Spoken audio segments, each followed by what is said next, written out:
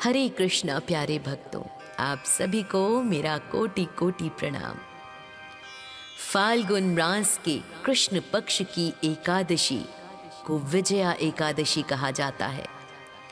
जैसा कि नाम से ही स्पष्ट है, ये एकादशी अपने भक्तों को हर कठिन परिस्थिति में विजय दिलाने वाली मानी गई है। इस व्रत की महिमा का वर्णन स्वयं भगवान श्री कृष्ण ने धर्मराज युधिष्ठिर से किया था। आइए श्रवण कीजिए कि वो वर्णन क्या है। और हमारे साथ यदि आप पहली बार जुड़े हैं तो हमारे चैनल को सब्सक्राइब कर लीजिए, ताकि ऐसे कंटेंट आपको आगे भी मिलते रहें, आपसे मिस ना हो जाए। आइए आरंभ करें विजया एकादशी की पौराणिक व्रत कथा।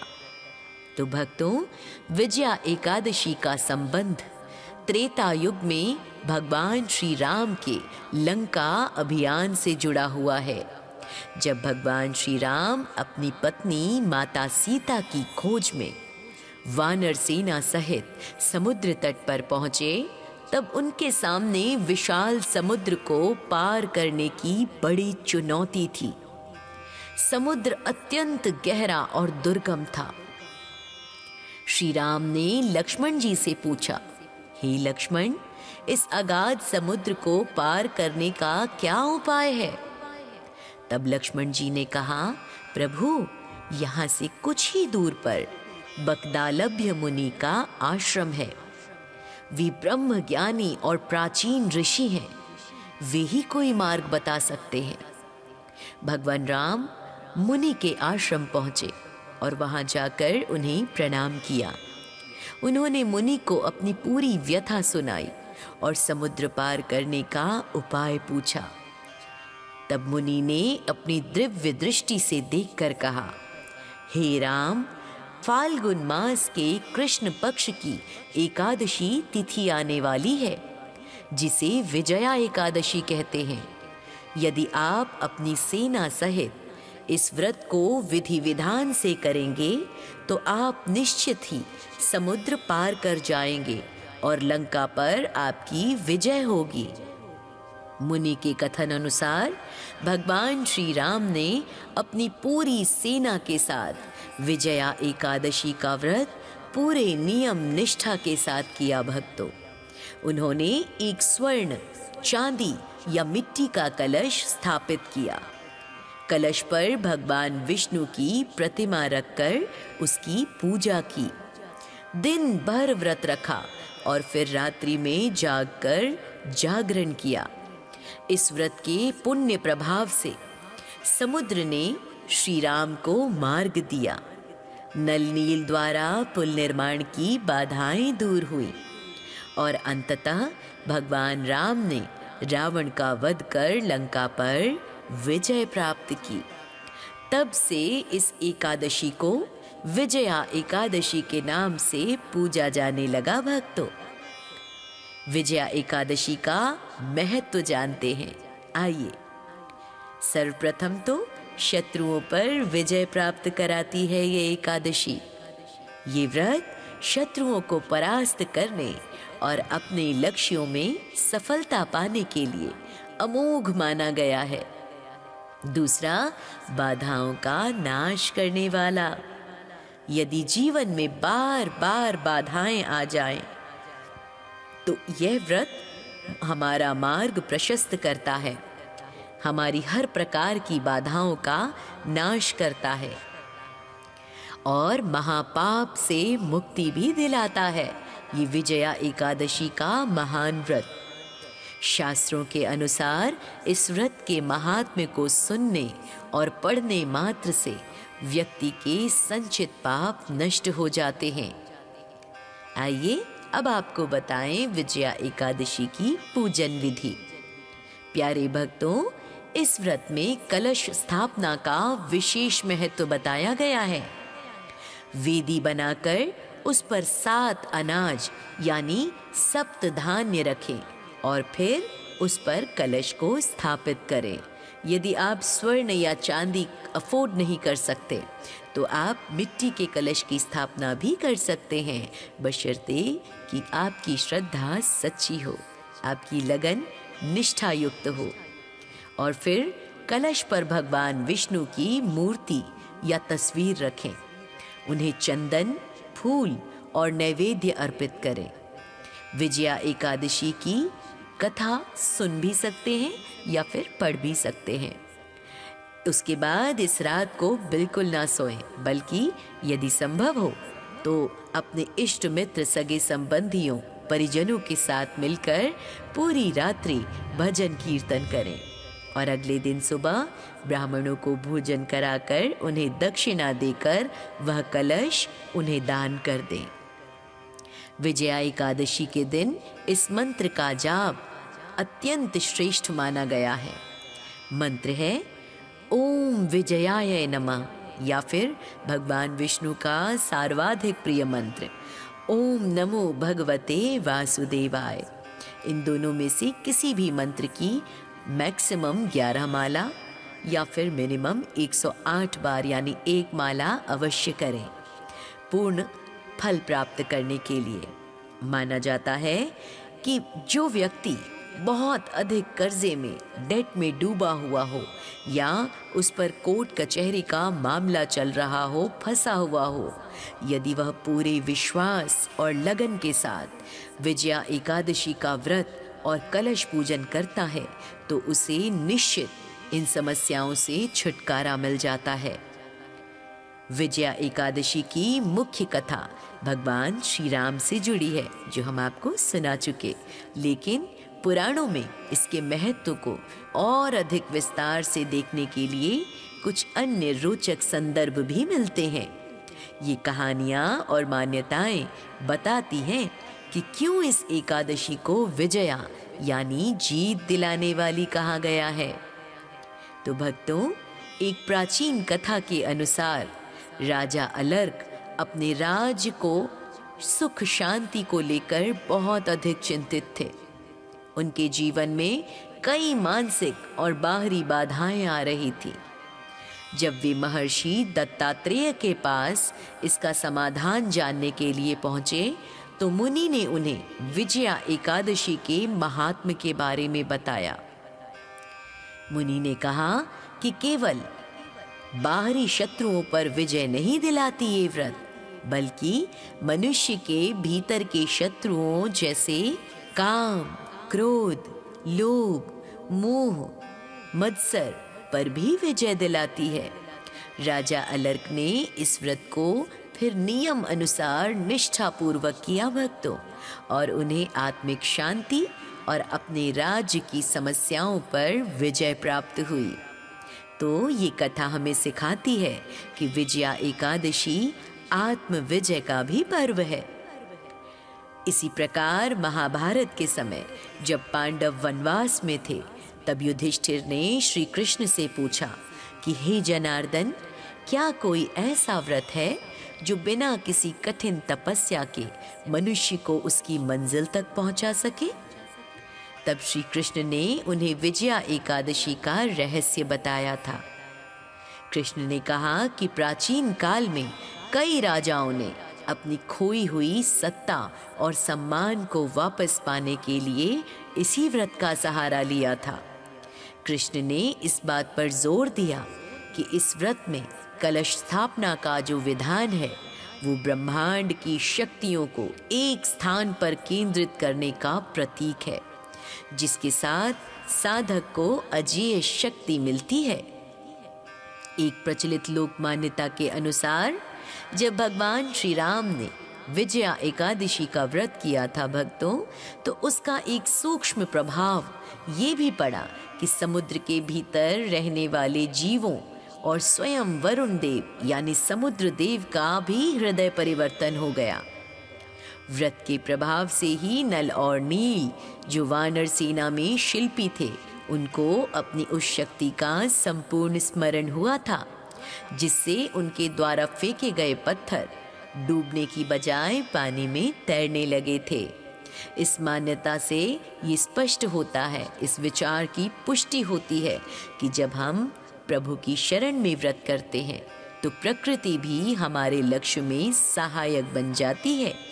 तो प्यारे भक्तों, इन सभी कथाओं का सामूहिक सार यही है कि धैर्य और भक्ति से असंभव को भी संभव बनाया जा सकता है। भगवान श्री राम ने अपनी असीम शक्ति के बावजूद ऋषियों के बताए व्रत और मर्यादा का पालन किया, जो हमें ये सिखाता है कि सफलता के लिए पुरुषार्थ तो चाहिए ही, लेकिन पुरुषार्थ के साथ साथ ईश्वरीय कृपा और अनुशासन होना भी अत्यंत और दुर्गम था। श्री राम ने लक्ष्मण जी से पूछा, हे लक्ष्मण, इस अगाध समुद्र को पार करने का क्या उपाय है? तब लक्ष्मण जी ने कहा, प्रभु, यहाँ से कुछ ही दूर पर बकदालभ्य मुनि का आश्रम है। वे ब्रह्म ज्ञानी और प्राचीन ऋषि हैं, वे ही कोई मार्ग बता सकते हैं। भगवान राम मुनि के आश्रम पहुंचे और वहां जाकर उन्हें प्रणाम किया। उन्होंने मुनि को अपनी पूरी व्यथा सुनाई और समुद्र पार करने का उपाय पूछा। तब मुनि ने अपनी दिव्य दृष्टि से देखकर कहा, हे राम, फाल्गुन मास के कृष्ण पक्ष की एकादशी तिथि आने वाली है, जिसे विजया एकादशी कहते हैं। यदि आप अपनी सेना सहित इस व्रत को विधि विधान से करेंगे तो आप निश्चित ही समुद्र पार कर जाएंगे और लंका पर आपकी विजय होगी। मुनि के कथन अनुसार भगवान श्री राम ने अपनी पूरी सेना के साथ विजया एकादशी का व्रत पूरे नियम निष्ठा के साथ किया। भक्तों, उन्होंने एक स्वर्ण, चांदी या मिट्टी का कलश स्थापित किया। कलश पर भगवान विष्णु की प्रतिमा रखकर उसकी पूजा की।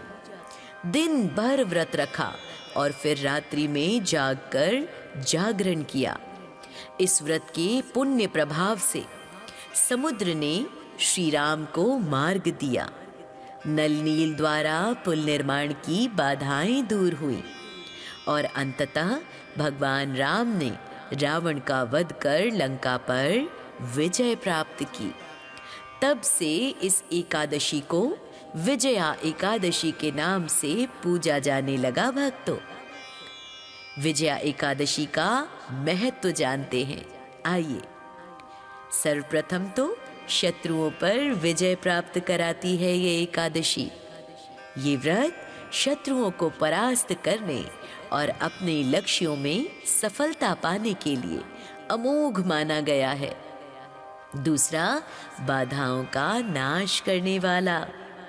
यदि जीवन में बार बार बाधाएं आ जाएं, तो यह व्रत हमारा मार्ग प्रशस्त करता है, हमारी हर प्रकार की बाधाओं का नाश करता है और महापाप से मुक्ति भी दिलाता है।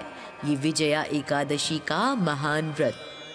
शास्त्रों के अनुसार इस व्रत के महात्म्य को सुनने और पढ़ने मात्र से व्यक्ति के संचित पाप नष्ट हो जाते हैं।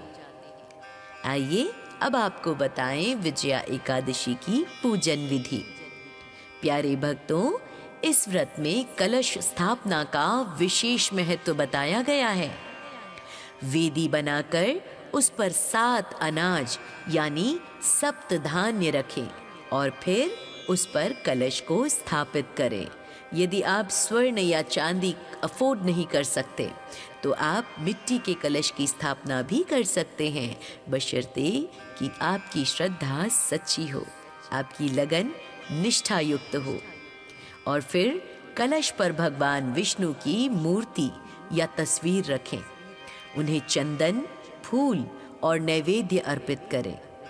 विजया एकादशी की कथा सुन भी सकते हैं या फिर पढ़ भी सकते हैं। उसके बाद इस रात को बिल्कुल ना सोएं, बल्कि यदि संभव हो तो अपने इष्ट मित्र, सगे संबंधियों, परिजनों के साथ मिलकर पूरी रात्रि भजन कीर्तन करें और अगले दिन सुबह ब्राह्मणों को भोजन कराकर उन्हें दक्षिणा देकर वह कलश उन्हें दान कर दें। विजया एकादशी के दिन इस मंत्र का जाप अत्यंत श्रेष्ठ माना गया है। मंत्र है ओम विजयाय नमः, या फिर भगवान विष्णु का सर्वाधिक प्रिय मंत्र ओम नमो भगवते वासुदेवाय।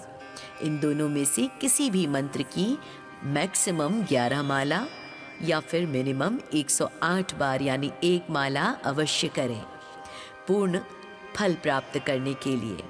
माना जाता है कि जो व्यक्ति बहुत अधिक कर्जे में, डेट में डूबा हुआ हो या उस पर कोर्ट कचहरी का मामला चल रहा हो, फंसा हुआ हो, यदि वह पूरे विश्वास और लगन के साथ विजया एकादशी का व्रत और कलश पूजन करता है तो उसे निश्चित इन समस्याओं से छुटकारा मिल जाता है। विजया एकादशी की मुख्य कथा भगवान श्री राम से जुड़ी है, जो हम आपको सुना चुके, लेकिन पुराणों में इसके महत्व को और अधिक विस्तार से देखने के लिए कुछ अन्य रोचक संदर्भ भी मिलते हैं। ये कहानियाँ और मान्यताएं बताती हैं कि क्यों इस एकादशी को विजया यानी जीत दिलाने वाली कहा गया है। तो भक्तों, एक प्राचीन कथा के अनुसार राजा अलर्क अपने राज्य को सुख शांति को लेकर बहुत अधिक चिंतित थे। उनके जीवन में कई मानसिक और बाहरी बाधाएं आ रही थी। जब वे महर्षि दत्तात्रेय के पास इसका समाधान जानने के लिए पहुंचे तो मुनि ने उन्हें विजया एकादशी के महात्म्य के बारे में बताया। मुनि ने कहा कि केवल बाहरी शत्रुओं पर विजय नहीं दिलाती ये व्रत, बल्कि मनुष्य के भीतर के शत्रुओं जैसे काम, क्रोध, लोभ, मोह, मत्सर पर भी विजय दिलाती है। राजा अलर्क ने इस व्रत को फिर नियम अनुसार निष्ठापूर्वक किया भक्तों, और उन्हें आत्मिक शांति और अपने राज्य की समस्याओं पर विजय प्राप्त हुई। तो ये कथा हमें सिखाती है कि विजया एकादशी आत्म विजय का भी पर्व है।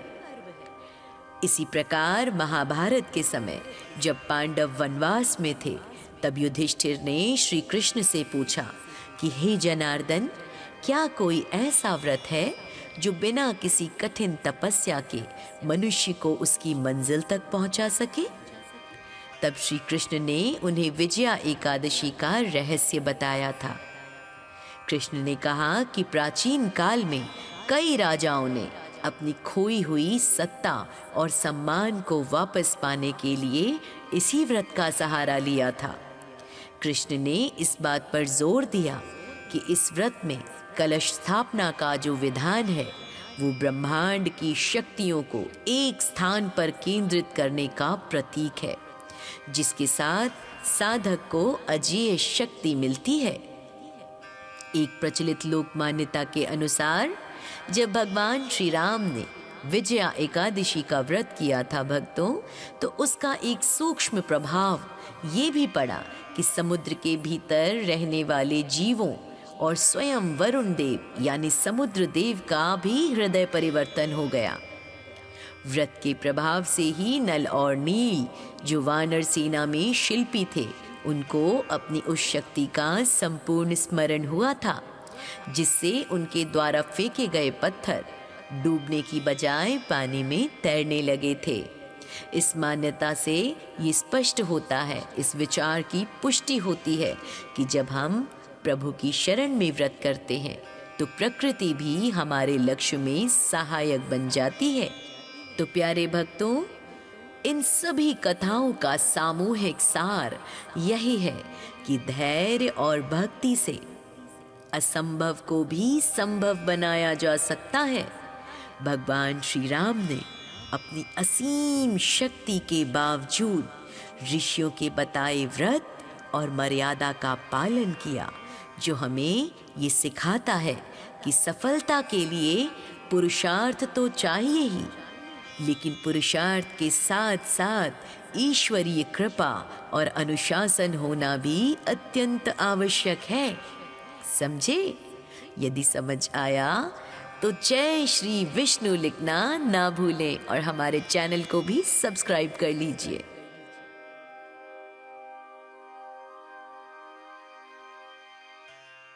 और दुर्गम था।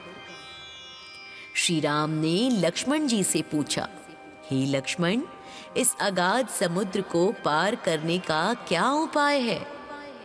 तब लक्ष्मण जी ने कहा, प्रभु, यहाँ से कुछ ही दूर पर बकदालभ्य मुनि का आश्रम है। वे ब्रह्म ज्ञानी और प्राचीन ऋषि हैं। वे ही कोई मार्ग बता सकते हैं। भगवान राम मुनि के आश्रम पहुंचे और वहां जाकर उन्हें प्रणाम किया। उन्होंने मुनि को अपनी पूरी व्यथा सुनाई और समुद्र पार करने का उपाय पूछा। तब मुनि ने अपनी दिव्य दृष्टि से देखकर कहा, हे राम, फाल्गुन मास के कृष्ण पक्ष की एकादशी तिथि आने वाली है, जिसे विजया एकादशी कहते हैं। यदि आप अपनी सेना सहित इस व्रत को विधि विधान से करेंगे तो आप निश्चित ही समुद्र पार कर जाएंगे और लंका पर आपकी विजय होगी। मुनि के कथन अनुसार भगवान श्री राम ने अपनी पूरी सेना के साथ विजया एकादशी का व्रत पूरे नियम निष्ठा के साथ किया। भक्तों, उन्होंने एक स्वर्ण, चांदी या मिट्टी का कलश स्थापित किया। कलश पर भगवान विष्णु की प्रतिमा रखकर उसकी पूजा की। दिन भर व्रत रखा और फिर रात्रि में जागकर जागरण किया। इस व्रत के पुण्य प्रभाव से समुद्र ने श्री राम को मार्ग दिया। नल नील द्वारा पुल निर्माण की बाधाएं दूर हुई और अंततः भगवान राम ने रावण का वध कर लंका पर विजय प्राप्त की। तब से इस एकादशी को विजया एकादशी के नाम से पूजा जाने लगा। भक्तों, विजया एकादशी का महत्व जानते हैं। आइए, सर्वप्रथम तो शत्रुओं पर विजय प्राप्त कराती है ये एकादशी। ये व्रत शत्रुओं को परास्त करने और अपने लक्ष्यों में सफलता पाने के लिए अमोघ माना गया है।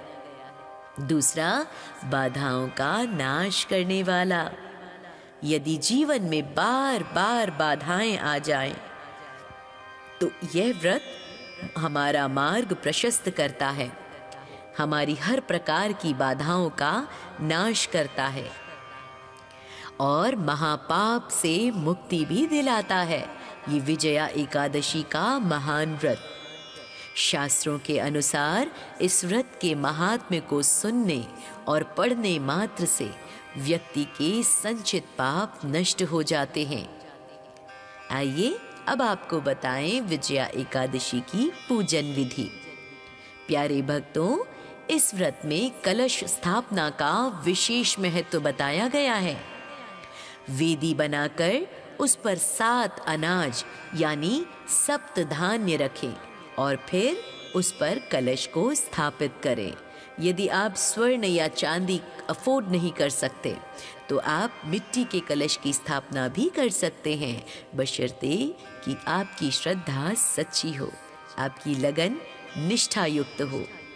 और फिर कलश पर भगवान विष्णु की मूर्ति या तस्वीर रखें। उन्हें चंदन, फूल और नैवेद्य अर्पित करें। विजया एकादशी की कथा सुन भी सकते हैं या फिर पढ़ भी सकते हैं।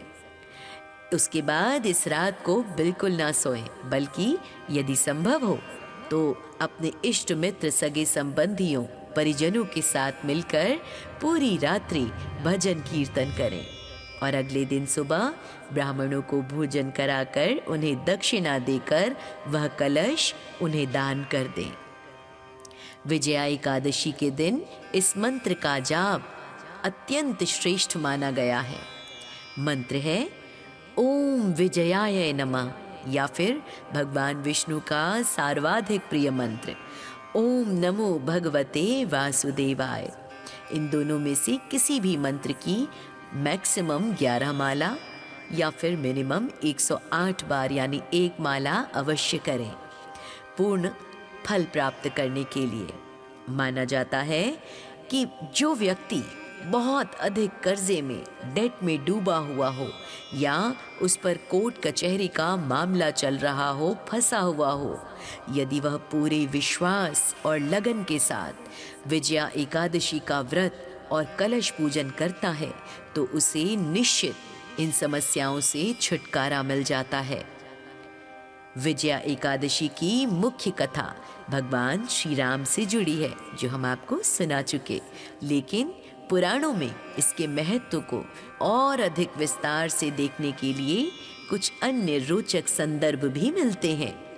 ये कहानियाँ और मान्यताएं बताती हैं कि क्यों इस एकादशी को विजया यानी जीत दिलाने वाली कहा गया है। तो भक्तों, एक प्राचीन कथा के अनुसार राजा अलर्क अपने राज्य को सुख शांति को लेकर बहुत अधिक चिंतित थे। उनके जीवन में कई मानसिक और बाहरी बाधाएं आ रही थी।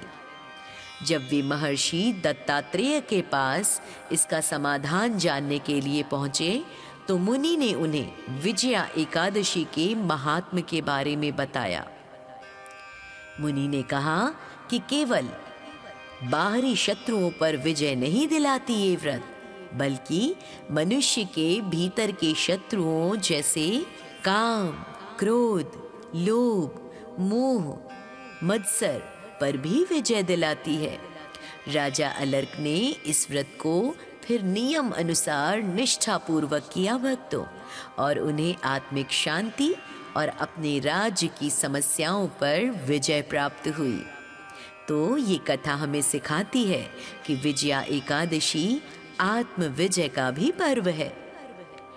इसी प्रकार महाभारत के समय जब पांडव वनवास में थे, तब युधिष्ठिर ने श्री कृष्ण से पूछा कि हे जनार्दन, क्या कोई ऐसा व्रत है जो बिना किसी कठिन तपस्या के मनुष्य को उसकी मंजिल तक पहुंचा सके?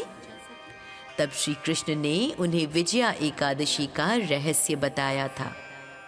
कृष्ण ने कहा कि प्राचीन काल में कई राजाओं ने अपनी खोई हुई सत्ता और सम्मान को वापस पाने के लिए इसी व्रत का सहारा लिया था। कृष्ण ने इस बात पर जोर दिया कि इस व्रत में कलश स्थापना का जो विधान है वो ब्रह्मांड की शक्तियों को एक स्थान पर केंद्रित करने का प्रतीक है, जिसके साथ साधक को अजेय शक्ति मिलती है। एक प्रचलित लोक मान्यता के अनुसार जब भगवान श्री राम ने विजया एकादशी का व्रत किया था भक्तों, तो उसका एक सूक्ष्म प्रभाव ये भी पड़ा कि समुद्र के भीतर रहने वाले जीवों और स्वयं वरुण देव यानी समुद्र देव का भी हृदय परिवर्तन हो गया। व्रत के प्रभाव से ही नल और नील, जो वानर सेना में शिल्पी थे, उनको अपनी उस शक्ति का संपूर्ण स्मरण हुआ था, जिससे उनके द्वारा फेंके गए पत्थर डूबने की बजाय पानी में तैरने लगे थे। इस मान्यता से ये स्पष्ट होता है, इस विचार की पुष्टि होती है कि जब हम प्रभु की शरण में व्रत करते हैं तो प्रकृति भी हमारे लक्ष्य में सहायक बन जाती है। तो प्यारे भक्तों, इन सभी कथाओं का सामूहिक सार यही है कि धैर्य और भक्ति से असंभव को भी संभव बनाया जा सकता है।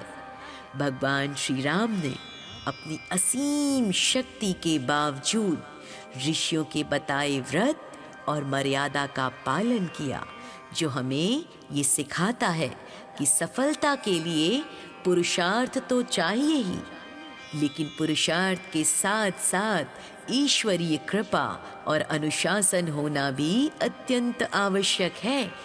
समझे?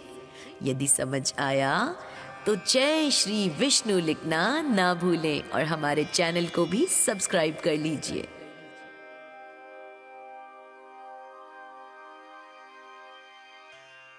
और दुर्गम था। श्री राम ने लक्ष्मण जी से पूछा, हे लक्ष्मण, इस अगाध समुद्र को पार करने का क्या उपाय है? तब लक्ष्मण जी ने कहा, प्रभु, यहाँ से कुछ ही दूर पर बकदालभ्य मुनि का आश्रम है। वे ब्रह्म ज्ञानी और प्राचीन ऋषि हैं। वे ही कोई मार्ग बता सकते हैं।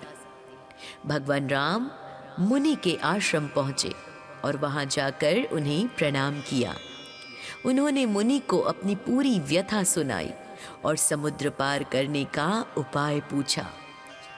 तब मुनि ने अपनी दिव्य दृष्टि से देखकर कहा, हे राम, फाल्गुन मास के कृष्ण पक्ष की एकादशी तिथि आने वाली है, जिसे विजया एकादशी कहते हैं।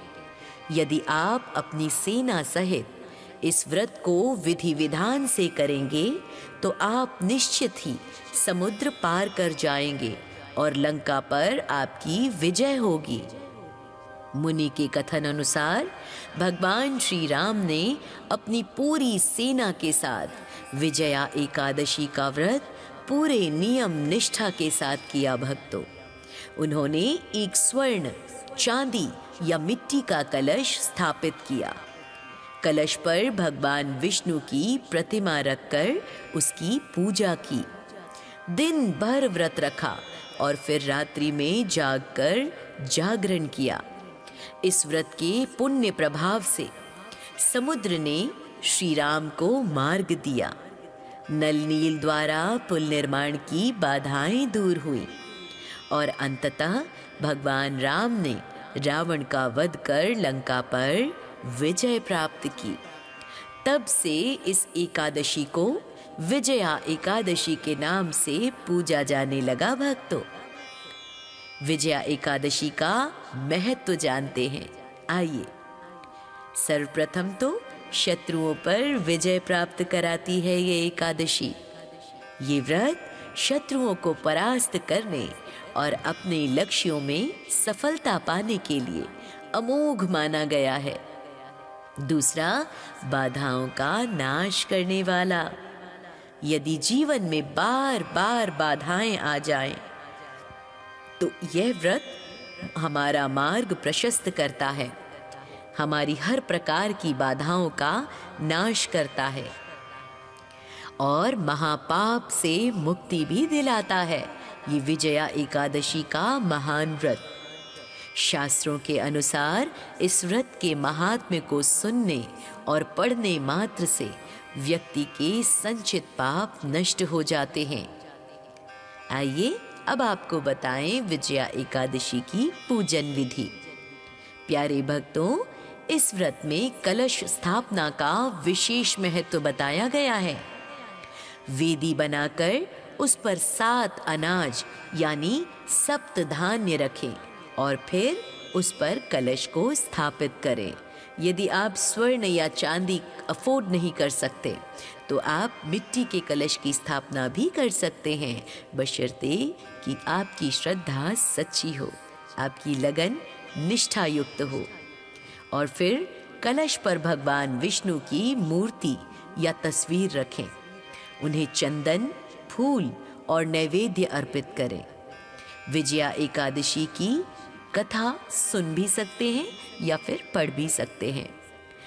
उसके बाद इस रात को बिल्कुल ना सोएं, बल्कि यदि संभव हो तो अपने इष्ट मित्र, सगे संबंधियों, परिजनों के साथ मिलकर पूरी रात्रि भजन कीर्तन करें और अगले दिन सुबह ब्राह्मणों को भोजन कराकर उन्हें दक्षिणा देकर वह कलश उन्हें दान कर दें। विजया एकादशी के दिन इस मंत्र का जाप अत्यंत श्रेष्ठ माना गया है। मंत्र है ओम विजयाय नमः या फिर भगवान विष्णु का सर्वाधिक प्रिय मंत्र ओम नमो भगवते वासुदेवाय। इन दोनों में से किसी भी मंत्र की मैक्सिमम 11 माला या फिर मिनिमम 108 बार यानी 1 माला अवश्य करें पूर्ण फल प्राप्त करने के लिए। माना जाता है कि जो व्यक्ति बहुत अधिक कर्जे में, डेट में डूबा हुआ हो या उस पर कोर्ट कचहरी का मामला चल रहा हो, फंसा हुआ हो, यदि वह पूरे विश्वास और लगन के साथ विजया एकादशी का व्रत और कलश पूजन करता है तो उसे निश्चित इन समस्याओं से छुटकारा मिल जाता है।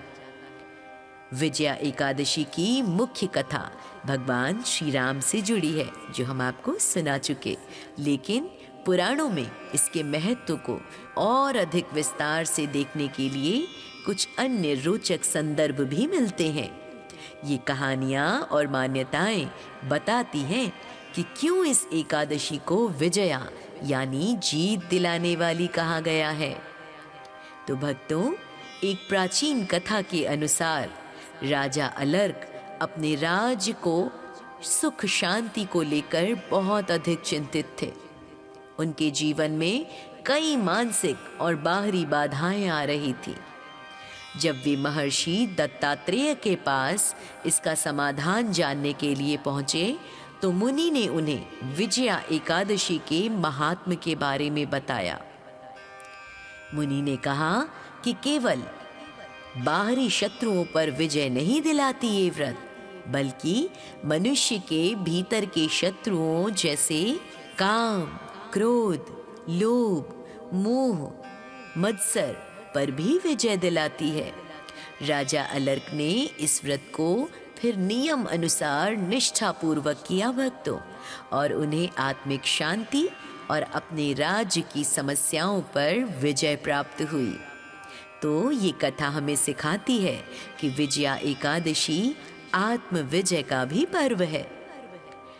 इसी प्रकार महाभारत के समय जब पांडव वनवास में थे, तब युधिष्ठिर ने श्री कृष्ण से पूछा कि हे जनार्दन, क्या कोई ऐसा व्रत है जो बिना किसी कठिन तपस्या के मनुष्य को उसकी मंजिल तक पहुंचा सके? तब श्री कृष्ण ने उन्हें विजया एकादशी का रहस्य बताया था। कृष्ण ने कहा कि प्राचीन काल में कई राजाओं ने अपनी खोई हुई सत्ता और सम्मान को वापस पाने के लिए इसी व्रत का सहारा लिया था।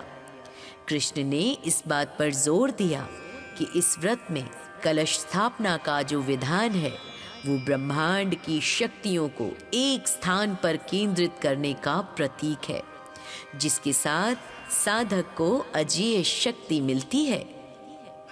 एक प्रचलित लोक मान्यता के अनुसार जब भगवान श्री राम ने विजया एकादशी का व्रत किया था भक्तों, तो उसका एक सूक्ष्म प्रभाव ये भी पड़ा कि समुद्र के भीतर रहने वाले जीवों और स्वयं वरुण देव यानी समुद्र देव का भी हृदय परिवर्तन हो गया। व्रत के प्रभाव से ही नल और नील जो वानर सेना में शिल्पी थे, उनको अपनी उस शक्ति का संपूर्ण स्मरण हुआ था, जिससे उनके द्वारा फेंके गए पत्थर डूबने की बजाय पानी में तैरने लगे थे। इस मान्यता से ये स्पष्ट होता है, इस विचार की पुष्टि होती है कि जब हम प्रभु की शरण में व्रत करते हैं तो प्रकृति भी हमारे लक्ष्य में सहायक बन जाती है। तो प्यारे भक्तों, इन सभी कथाओं का सामूहिक सार यही है कि धैर्य और भक्ति से असंभव को भी संभव बनाया जा सकता है। भगवान श्री राम ने अपनी असीम शक्ति के बावजूद ऋषियों के बताए व्रत और मर्यादा का पालन किया, जो हमें ये सिखाता है कि सफलता के लिए पुरुषार्थ तो चाहिए ही, लेकिन पुरुषार्थ के साथ साथ ईश्वरीय कृपा और अनुशासन होना भी अत्यंत आवश्यक है। समझे? यदि समझ आया तो जय श्री विष्णु लिखना ना भूलें और हमारे चैनल को भी सब्सक्राइब कर लीजिए।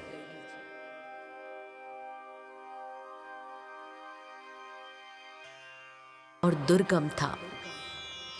श्री राम ने लक्ष्मण जी से पूछा, हे लक्ष्मण, इस अगाध समुद्र को पार करने का क्या उपाय है? तब लक्ष्मण जी ने कहा, प्रभु, यहाँ से कुछ ही दूर पर बकदालभ्य मुनि का आश्रम है। वे ब्रह्म ज्ञानी और प्राचीन ऋषि हैं, वे ही कोई मार्ग बता सकते हैं। भगवान राम मुनि के आश्रम पहुंचे और वहां जाकर उन्हें प्रणाम किया।